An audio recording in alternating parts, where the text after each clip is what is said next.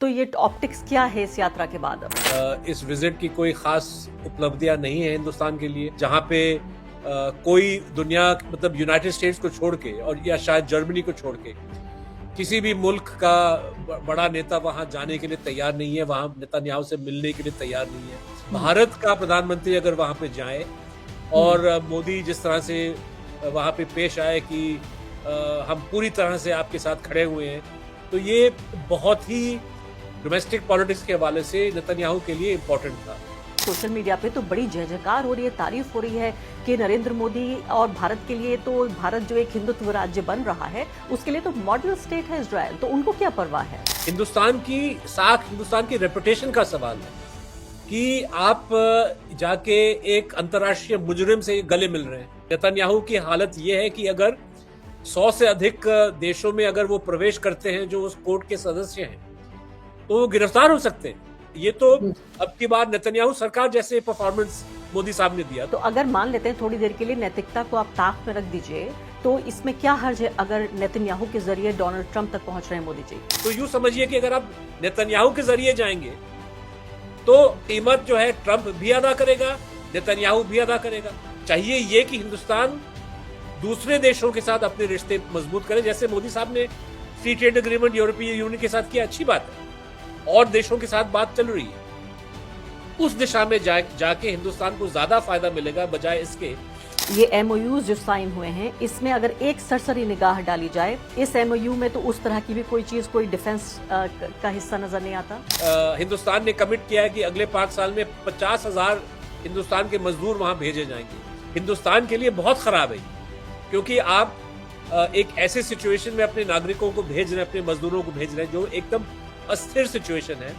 ये क्या पॉलिसी है कि आप अपने लोगों को एक ऐसी जगह भेज रहे हैं जहां पे इजराइल को आप और आसान रास्ता एक तरह से बनाने की कोशिश मदद कर रहे हैं, जहां पे वो फिलिस्तीनी को के साथ और नाइंसाफी करें। तो एक बनावटी मेडल जो है आपके पीठ पे रखा जाता है आपको, आपके दिल को बहलाने के लिए।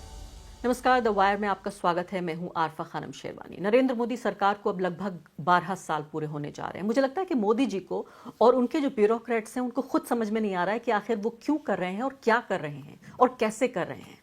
अब आप ये देखिए, जो नई खबर है वो ये कि इजराइल दौरा मोदी जी का समाप्त हो चुका है और इस इजराइल दौरे को जो चाटुकार मीडिया है, दरबारी मीडिया है, उसने इसको इस तरह से एक मास्टर स्ट्रोक के तौर पे पेश किया है।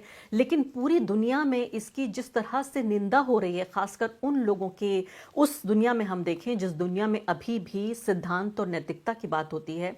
आप सोचिए कि एक ऐसा व्यक्ति जिसके ऊपर इंटरनेशनल क्रिमिनल कोर्ट में युद्ध जो हैं वो उनके जुर्म में, यानी वॉर क्राइम्स में जिस व्यक्ति पर मुकदमा चल रहा हो, जिस व्यक्ति पर इस बात का आरोप हो कि उसने 70,000 से ज़्यादा मासूम बच्चे, औरतें और इसके अलावा जो फिलिस्तीनी हैं उनको उनके सरेआम हत्या कर दी हो, उन लोगों पे जो आरोप लग रहे हैं। और मैं कह रही हूँ कि उस व्यक्ति के साथ इतना बढ़ चढ़ कर मोदी जी जो मुलाकात कर रहे हैं, और ख़ासकर ऐसा लगा कि मोदी जी इजराइल नहीं गए, यूनाइटेड स्टेट्स चले गए, दुनिया की सबसे बड़ी ताकत, दुनिया का सबसे बड़ा जो मुल्क है, सबसे बड़ी फाइनेंशियल और मिलिट्री पावर, ऐसा लगता है उसके नेता से मिल रहे थे। यहाँ पर तमाम तरह के जो अंतर्राष्ट्रीय जानकार हैं वो ये कह रहे हैं कि एक बड़ा देश, दुनिया के सबसे ताकतवर और सबसे महत्वपूर्ण देशों में से एक, जिसका नाम है भारत देश, उसका नेता इस तरह से मिला जैसे कि वो छोटा देश है और जो इजराइल है वो बड़ा देश है। अब तमाम तरह के जो जानकार हैं, खासकर द वायर के सिद्धार्थ वरदराजन, वो ये कह रहे हैं कि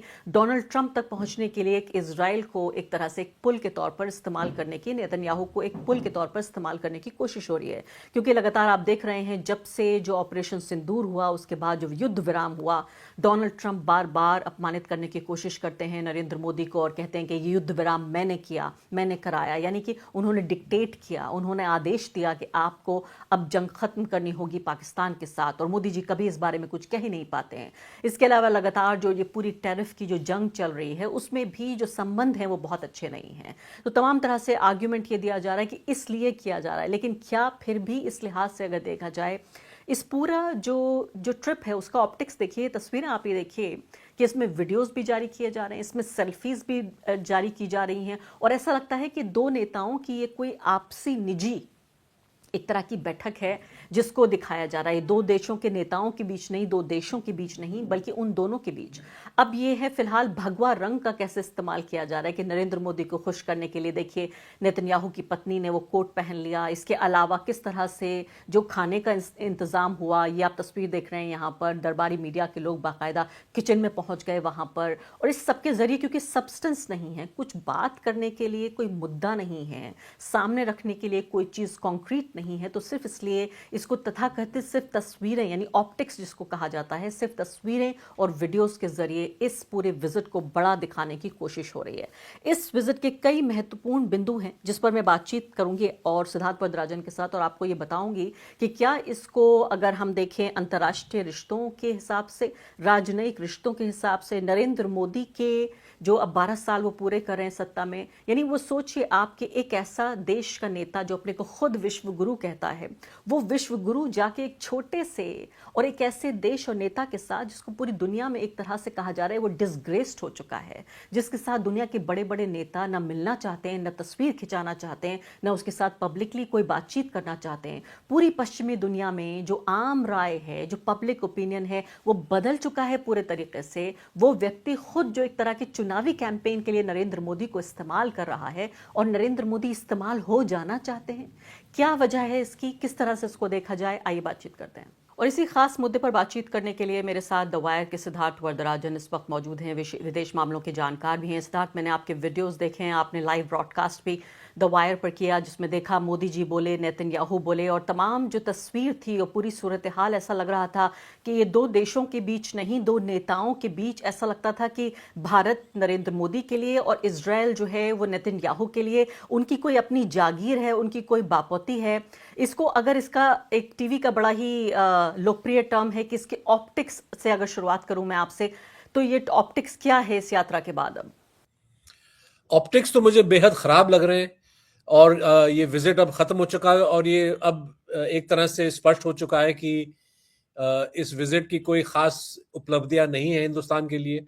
ज्यादा मुझे लगता है कि ये नेतन्याहू साहब चाहते थे कि मोदी साहब विजिट करें और एक बहुत बड़ा एक थिएट्रिकल परफॉर्मेंस के तौर पे इसको पेश किया जाए, क्योंकि अगर हम इजराइल के अंदरूनी सियासत को देखें, अगर हम इजराइल की दुनिया मतलब ग्लोबल लेवल पे जो आज रेपुटेशन कीचड़ में है, जहां पे कोई दुनिया मतलब यूनाइटेड स्टेट्स को छोड़ के और या शायद जर्मनी को छोड़ के किसी भी मुल्क का बड़ा नेता वहां जाने के लिए तैयार नहीं है, वहां नेतन्याहू से मिलने के लिए तैयार नहीं है। यहां तक कि मोदी साहब के बाद अगला जो सो कॉल्ड वीवीआईपी इजराइल पहुंचने वाले हैं वो सोमालीलैंड, जो एक फिक्शनल कंट्री है, एक ब्रेकअवे कंट्री है जिसको इजराइल ने रिकॉग्नाइज किया। सोमालीलैंड के सदर उनके राष्ट्र वहां के सो कॉल्ड प्रेसिडेंट इजराइल आने वाले हैं। तो ये स्टैंडर्ड है इजराइल के डिप्लोमेसी का, और इस सिचुएशन में भारत का प्रधानमंत्री अगर वहां पे जाए और मोदी जिस तरह से वहां पे पेश आए कि हम पूरी तरह से आपके साथ खड़े हुए हैं, तो ये बहुत ही डोमेस्टिक पॉलिटिक्स के हवाले से नेतन्याहू के लिए इंपॉर्टेंट था। तो मेन ऑप्टिक्स जो है उनके लिए था, और बाकी मुझे लगता है कि मोदी साहब जहां कहीं ना कहीं उनकी छवि पिछले 6-8 महीने से खराब हो गई है, जब से ट्रंप ने अपना जो है टैरिफ्स के मामले में या दूसरे मामले में अपना वो बयान देना शुरू किया। मैं उस सवाल पे आती हूँ सिद्धार्थ, मैं उस सवाल पे आती हूँ कि क्या डोनाल्ड ट्रंप तक पहुंचने के लिए एक बीच के पुल का इस्तेमाल किया जा रहा है नेतन्याहू को खासकर। लेकिन मैं आपसे ये समझना चाहती हूँ कि आप ये कह रहे हैं कि बाकी बड़े देशों के तमाम नेता, हो सकता है कारोबार उसी तरह चल रहा हो, रिश्ते चल रहे हों, लेकिन पब्लिकली सार्वजनिक तौर पर नेतन्याहू के साथ मिलने और देखे जाने से बच रहे हैं, कतरा रहे हैं, क्योंकि उन जगहों पर जो पब्लिक ओपिनियन है वो बदल चुका है। यहां तक क्लेम किया जा रहा है कि पूरा जो ये फिलिस्तीन के साथ जो नाइंसाफी हुई और नरसंहार हुआ, इसने पूरी दुनिया को एक तरह से एक नया नैतिक केंद्र दे दिया, और खासकर जो ये वाइट वर्ल्ड जो कहा जाता है या फर्स्ट वर्ल्ड कहा जाता है, वहां पे पब्लिक ओपिनियन चेंज हो चुका है। इसीलिए फिलिस्तीन को भी बड़ी तादाद में जो ये देश है वो मान्यता देने पे आ गए। लेकिन अगर to be fair to mister Modi, अगर उनसे हम थोड़ी हमदर्दी रखें तो उनके देश में तो ऐसी कोई समस्या नहीं है। जो लोग उनको वोट देते हैं वो तो इजराइल के बहुत बड़े फैन हैं, तो मोदी जी तो ऐसी कोई अलोकप्रियता को मोल नहीं ले रहे हैं, वो तो बड़ा अच्छा काम कर रहे हैं। क्योंकि उनका तमाम, आप देखिए सोशल मीडिया पे तो बड़ी जय जयकार हो रही है, तारीफ हो रही है कि नरेंद्र मोदी और भारत के लिए तो, भारत जो एक हिंदुत्व राज्य बन रहा है उसके लिए तो मॉडल स्टेट है इजराइल, तो उनको क्या परवाह है। आरफा जी, सवाल लोकप्रियता की नहीं है, मतलब कि लोग इस नीति को पसंद करते हैं, इस विजिट को के लिए तालियां बजा रहे हैं नहीं बजा रहे हैं। इसमें हिंदुस्तान की साख, हिंदुस्तान की रेपुटेशन का सवाल है कि आप जाके एक अंतर्राष्ट्रीय मुजरिम से गले मिल रहे हैं। ये मत भूलिएगा कि फिलिस्तीन में जो नस्लकुशी हुई है, गाजा में जो नरसंहार हुआ है, 70,000 से अधिक जो है लोगों का कत्ल किया गया है। और ये मैं नहीं कह रहा हूं कि ये एक नस्लकुशी का या नरसंहार का मामला है। इसमें तो इंटरनेशनल क्रिमिनल कोर्ट, जिसके 100 मुल्क से ज्यादा इस कोर्ट के सदस्य हैं, हिंदुस्तान नहीं है वो ठीक है, लेकिन ये कहीं ना कहीं मान्यता रखता है कि उस कोर्ट से एक इंडाइटमेंट निकला है। और नेतन्याहू की हालत ये है कि अगर 100 से अधिक देशों में अगर वो प्रवेश करते हैं जो उस कोर्ट के सदस्य हैं, तो वो गिरफ्तार हो सकते हैं। आप ऐसे सज्जन से जाके, ऐसे दुर्जन से जाके आप गले मिल रहे हैं। इंटरनेशनल कोर्ट ऑफ जस्टिस, जिसका सदस्य हिंदुस्तान भी है, आईसीजे ने जेनोसाइड के मामले में जो उनके ऑब्जर्वेशंस हैं वो वाकई चौंकाने वाली थी 1.5 साल पहले। और उसके बाद उन कोर्ट्स की सुनवाई के बाद मार्को रूबियो और जर्मनी के प्रेसिडेंट के अलावा कोई बड़ा नेता वहां पे गया नहीं। ये अलग बात है कि जो आर्थिक या मिलिट्री रिलेशंस अलग अलग देशों ने बना के रखे हुए इजराइल के साथ, वो चल रहे हैं अपनी लेवल पे, लेकिन हर एक नेता जो है वो इस बात से अपने आप को बचाना चाहता है कि मैं एक अंतर्राष्ट्रीय मुजरिम के साथ मुझे एक फ्रेम में दिखना नहीं चाहिए, क्योंकि आखिरकार मेरे देश की छवि का सवाल है। तो यहाँ पे मुझे लगता है कि मोदी साहब का वहां जाना और ये मतलब एक तरह से हिंदुस्तान को एम्बेरस करना कि आपने एक ऐसे लीडर के साथ, अच्छा इजराइल के अंदरूनी सियासत भी में भी अगर आप नजर डालें तो ये एक बहुत बटा हुआ समाज है। न सिर्फ एक खाई है यहूदियों और फिलिस्तीनियों के बीच, लेकिन यहूदी समाज में भी एक बहुत बड़ा डिवीजन है। एक बहुत बड़ा एक सेक्शन है जो नेतन्याहू के खिलाफ है, जो समझता है कि नेतन्याहू ने इस सारे क्राइसिस का गलत तरीके से इस्तेमाल करके जो जंग है उसको बहुत लंबे अरसे तक चलने दिया वगैरह वगैरह। तो वहां पे जाके आप उस डोमेस्टिक पॉलिटिक्स में भी इंटरफियर कर रहे हैं। आपको याद होगा कि 4-5 साल पहले जब मोदी साहब ने अब की बार ट्रंप सरकार का स्लोगन उठाया था, यूएस में तो कितनी ज्यादा आलोचना हुई है। ये तो अब की बार नेतन्याहू सरकार जैसे परफॉर्मेंस मोदी साहब ने दिया, तो ये भी मुझे लगता है कि हिंदुस्तान को नुकसान पहुंचाता है। और हिंदुस्तान की छवि जो ग्लोबल साउथ में जो हम एस्पायर करते हैं कि सारे जो ग्लोबल साउथ के जो देश हैं वो हम लोग कदम से कदम मिलाते हुए एक साथ बढ़ेंगे, तो वहां पे भी हिंदुस्तान की जो इमेज है मोदी साहब ने मिट्टी में जाके मिला दी। जी हाँ, तो पूरी तरीके से चुनावी प्रचार का हिस्सा बन गया। और कुछ ही देर में उन सवालों पर भी आऊंगी कि फिर से ऑप्टिक्स की बात करूंगी। देखिए, मैं तो वीडियो जर्नलिस्ट हूँ, हर चीज़ को तस्वीरों में देखती हूँ, मतलब कहानी को तस्वीरों में देखती हूँ कैसे बयान की जा रही है। लेकिन उससे पहले एक ऐसे मुद्दे पर मैं आती हूँ और मैं उस मुद्दे पर भी आऊंगी कि जो 10 घोषणाएं हुई हैं उसमें वो कितनी महत्वपूर्ण है। कि हो सकता है कि ये सर्टन सेक्शन ये भी कहने की कोशिश करता है कि हमारी डिसलाइकिंग है नेतन्याहू के लिए, इसलिए हम उन्हें रिजेक्ट कर रहे हैं। लेकिन मोदी जी जो है वो देश हित में गए हैं, तथाकथित देश हित में उनसे मिल रहे हैं। मुझे बताइए, अब डोनाल्ड ट्रंप के पे आ जाती हूं मैं, कि वाकई अगर डोनाल्ड ट्रंप से और अमेरिका से भारत के रिश्ते बेहतर हो जाते हैं, अगर नेतन्याहू को एक पुल बनाकर अगर वो गुजरते हैं, तो क्या इसमें क्या हर्ज है? हमारा टैरिफ कम हो जाएगा, भारत के लोगों को इससे बेहतरी आसानी होगी। तो अगर मान लेते हैं थोड़ी देर के लिए नैतिकता को आप ताक में रख दीजिए, तो इसमें क्या हर्ज है अगर नेतन्याहू के जरिए डोनाल्ड ट्रंप तक पहुंच रहे हैं मोदी जी? मोहतरमा, ऐसा है कि हर एक चीज की कीमत होती है। आप समझौता ट्रंप के साथ डायरेक्टली भी कर सकते हैं और आपने कर भी दिया। जो टैरिफ एग्रीमेंट हिंदुस्तान ने एक्सेप्ट किया और जिसके बारे में पहला ऐलान ट्रंप साहब ने दिया, उसके बाद मोदी साहब ने भी इसकी अनाउंसमेंट की और पार्लियामेंट में जो मोदी साहब के नेता हैं उन्होंने इस एग्रीमेंट की जय जयकार की। ये अलग बात है कि जब सुप्रीम कोर्ट ऑफ अमेरिका ने उस मोदी इफ ट्रंप के टैरिफ पॉलिसी पे रोक लगा दिया, तो अब पतली गली से अपने आप को बचाने की कोशिश की जा रही है। और हिंदुस्तान ने कहा कि उस अग्रीमेंट को, जिसकी प्रशंसा पार्लियामेंट में की गई, जिसके बारे में कहा गया कि ये 100% हिंदुस्तान के हित में है, अब उसी अग्रीमेंट को आप दरकिनार करना चाहते हैं, पोस्टपोन करना चाहते हैं। तो ये सच्चाई बताता है कि समझौता आपका, कीमत जो आपने दी वो किस किस्म की थी और कितना भारी पड़ रहा है हिंदुस्तान के लिए। तो यूं समझिए कि अगर आप नेतन्याहू के जरिए जाएंगे तो कीमत जो है ट्रंप भी अदा करेगा, नेतन्याहू भी अदा करेगा। तो ये समझना कि भाई रिश्ता अगर हमारा खराब है, भाई रिश्ता खराब है आपकी वजह से खराब नहीं है।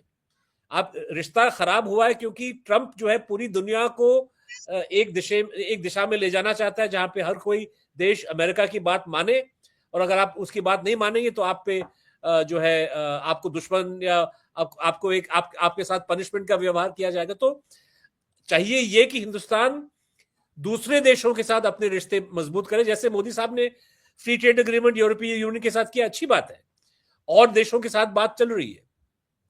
उस दिशा में जाके हिंदुस्तान को ज्यादा फायदा मिलेगा, बजाय इसके कि आप घिसी पिटी पटरी पे दोबारा किसी शेडी एक अंतर्राष्ट्रीय मुजरिम के सहारे से आप उस रास्ते में दोबारा जाना चाहते हैं। तो ये भी लॉजिक कि भाई एक ब्रिज के तौर पे इसको यूज किया जाए, ये भी मुझे लगता है कि बहुत फॉल्टी लॉजिक है, और इससे हिंदुस्तान का नुकसान ही नुकसान होने वाला है। बिल्कुल। और जो ह्यूमन राइट्स एक्टिविस्ट हैं इजराइल के, आइटे मैक, इन्होंने जो लिखा है आर्टिकल, में कमेंट सेक्शन में भी इसको रखूंगी, लेकिन ये कह रहे हैं कि बहुत ही बैफलिंग और एम्बैरेसिंग उन्होंने कहा है, यानी परेशान कर देने वाला और पूरे तरीके से शर्मिंदा कर देने वाला ये दौरा रहा उनका। और ये भी कह रहे हैं कि एक दुनिया का सबसे बड़ा लोकतंत्र और बहुत बड़े और अजीम मुल्कों में से एक भारत के नेता आए, और कैसे बिल्कुल ऐसा लगा कि एक छोटे से देश का ऐसा कोई नेता आया जिसके कोई मायने ही नहीं है। इसको भी जरूर नजर में रखना चाहिए कि अंतर्राष्ट्रीय स्तर पर लोग क्या कह रहे हैं जो खुद इजराइल से जुड़े हुए हैं।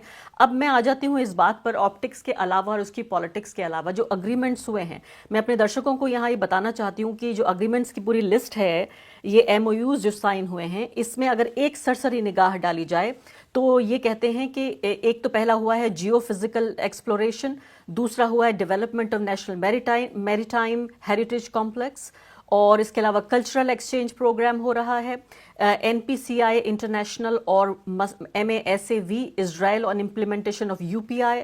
इसके अलावा हो रहा है यानी declaration of intent on cooperation in the field of horizon scanning. इसके अलावा फिशरीज और एक्वाकल्चर, और IFSCA यानी कि international financial services centres authority, और इजराइल सिक्योरिटीज अथॉरिटी। इसी तरह से मैं आपके सामने और 10 बात गिना सकती हूँ। AI भी है इसमें, इंडियन काउंसिल ऑफ आर्बिट्रेशन है, इसके अलावा presentation report of 4th India Israel CEO forum. इसमें तो ये भी बात नहीं है जो मोदी भक्त हमें बताते हैं कि भाई सबसे बेहतरीन हथियार जो हैं वो इजराइल के पास हैं, और इसलिए हमारा बहुत ज़रूरी है, पाकिस्तान हमारा दुश्मन है, और उससे मुकाबले के लिए चाहे इजराइल की नैतिकता को भी आप थोड़ी देर के लिए भूल जाइए, तो हमें हथियार जो बेहतरीन मिल रहे हैं हमारे हमेशा काम आता है इजराइल। इस MOU में तो उस तरह की भी कोई चीज़, कोई डिफेंस का हिस्सा नज़र नहीं आता। देखिए, बताया यह गया कि जाना इसलिए जरूरी है इस वक्त पे कि मोदी साहब कोई बहुत बड़ा डील करके आएंगे, और स्टोरीज भी एक तरह से गढ़ी गई मीडिया में कि मिसाइल डिफेंस के बड़े अग्रीमेंट्स आने वाले हैं। ऐसा कुछ हुआ नहीं, हो सकता है कि आने वाले दिनों में हो, लेकिन ऐसी डील होने के लिए वहां पे मोदी साहब का जाना जरूरी नहीं है। और आप देखिए कि कल इतना मुझे मतलब एम्बैरेसिंग लगा कि विदेश मंत्रालय ने लिस्ट ऑफ आउटकम्स 17 MOU क्या होता है? MOU तो सिर्फ होता है कि भाई दो महकमों के बीच में एक समझौता कि भाई आने वाले दिनों में हम कुछ कर सकते हैं। इसके लिए भी प्रधानमंत्री का वहां पे होना, मतलब किसी भी सीरियस देश का जो लीडर है वो अपने आप को इस स्तर पर नहीं गिराता। और जो एग्रीमेंट्स हैं, एक एग्रीमेंट हो सकता है कि थोड़ा सा सिग्निफिकेंट है, वो ये कि हिंदुस्तान ने कमिट किया है कि अगले 5 साल में 50,000 हिंदुस्तान के मजदूर वहां भेजे जाएंगे। और मुझे लगता है कि ये जो है, एक अगर हम कॉन्क्रीट आउटकम निकालें, हिंदुस्तान के लिए बहुत खराब है ये, क्योंकि आप एक ऐसे सिचुएशन में अपने नागरिकों को भेज रहे हैं, अपने मजदूरों को भेज रहे हैं जो एकदम अस्थिर सिचुएशन है। अपार्ट फ्रॉम जो मिलिट्री सिक्योरिटी का जो इशू है, इसके अलावा हम देख चुके हैं कि हिंदुस्तानी मजदूरों पे नस्लवाद हमले हुए इजराइल के अंदर। और ये क्या पॉलिसी है कि आप अपने लोगों को एक ऐसी जगह भेज रहे हैं जहां पे इजराइल को आप और आसान रास्ता एक तरह से बनाने की कोशिश मदद कर रहे हैं, जहां पे वो फिलिस्तीनी को के साथ और नाइंसाफी करे। तो ये बहुत ही खराब किस्म का एक समझौता है। लेकिन मोटा मोटा मोदी साहब का वहां जाना और एमओयूज के दस्तखत पे वहां पे बैठना, ये हिंदुस्तान के प्रधानमंत्री को शोभा नहीं देती। आईटे मैक साहब ने कहा कि ये हिंदुस्तान का मोदी साहब का व्यवहार ये ऐसा था कि किसी छोटा मुल्क जो है किसी बड़े मुल्क के करीब जा चुका है। मैं एक और बात जोड़ूंगा जो शायद मोदी साहब को और उनके समर्थकों को अच्छा नहीं लगेगा। मोदी साहब का अपना व्यवहार, मतलब कि आपने हिंदुस्तान को एक छोटा मुल्क बना दिया, आपने अपने आप को एक छोटे बच्चे की तरह वहां पेश कर दिया। क्योंकि कहा जाता है कि भाई छोटा बच्चा को खुश करने के लिए आप उनको खिलौना दे दो। मोदी साहब एक ऐसे व्यक्ति हो गए जो जिनको जहां जहां जाते हैं उनको मेडल चाहिए, उनको तमगा चाहिए। तो एक बनावटी मेडल, ये भी मैक्स साहब ने लिखा, Knesset speaker of the Knesset medal, जो आज तक किसी ने कभी देखा नहीं सुना नहीं।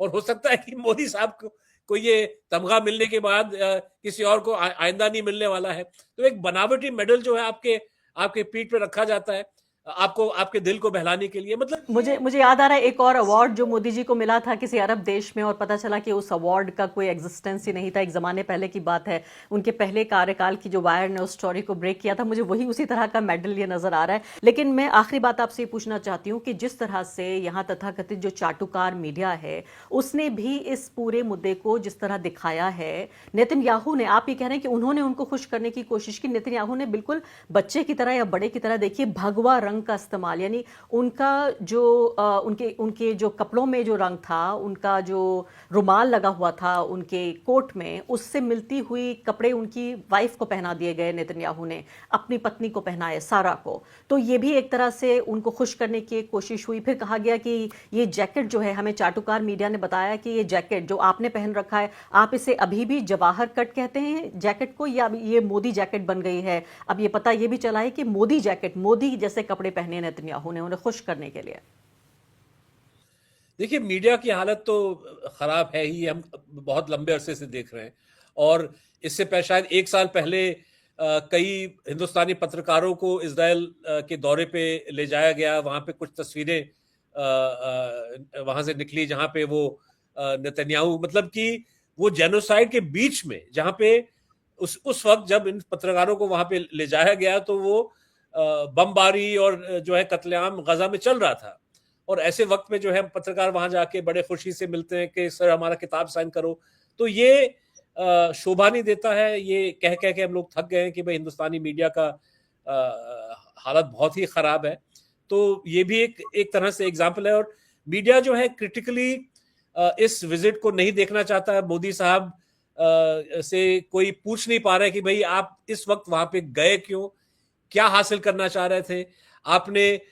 मतलब आप कहते कि आप इजराइल के बड़े दोस्त हैं, तो दोस्ती का मतलब ये भी है कि एक दोस्त एक दूसरे दोस्त से को सलाह दे कि जनाब जिस रास्ते पे आप चल रहे हैं, इस रास्ते में खून खराबा के अलावा कुछ और नहीं है। मेहरबानी करके एज अ फ्रेंड मैं आपसे कह रहा हूं कि आप फिलिस्तीनी जमीन को छोड़ दीजिए, फिलिस्तीन के लोगों को एक आजाद मुल्क के स्टेटस के साथ रहने दीजिए, इज्जत के साथ। दोस्ती का मतलब ये होता है कि दोस्त एक दोस्ताना सलाह दे। लेकिन ये क्या दोस्ती है जहां पे आप सच्ची बातों से कहने से कतराते हैं। आप वहां पे कनेसेट में आप इतना भी नहीं बोल पाए कि 2 स्टेट सोल्यूशन जो हिंदुस्तान का पोजीशन है, कम से कम इसको तो आप निभाइए। आपका इजरायली स्टेट ने कमिट किया ओस्लो अकॉर्ड में, अब उससे आप मुकर गए, पीछे हट गए।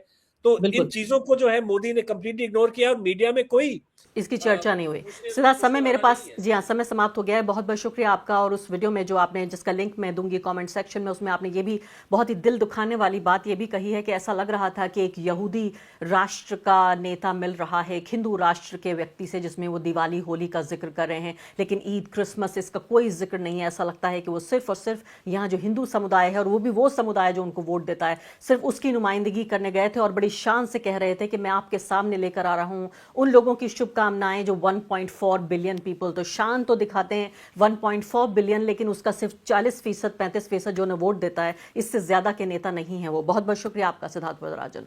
द वायर के और वीडियोस देखने के लिए सब्सक्राइब करें और बेल आइकन पर क्लिक करें। स्वतंत्र पत्रकारिता की आर्थिक मदद करने के लिए डिस्क्रिप्शन में दिए गए लिंक पर जाएं और अपनी राशि चुनें।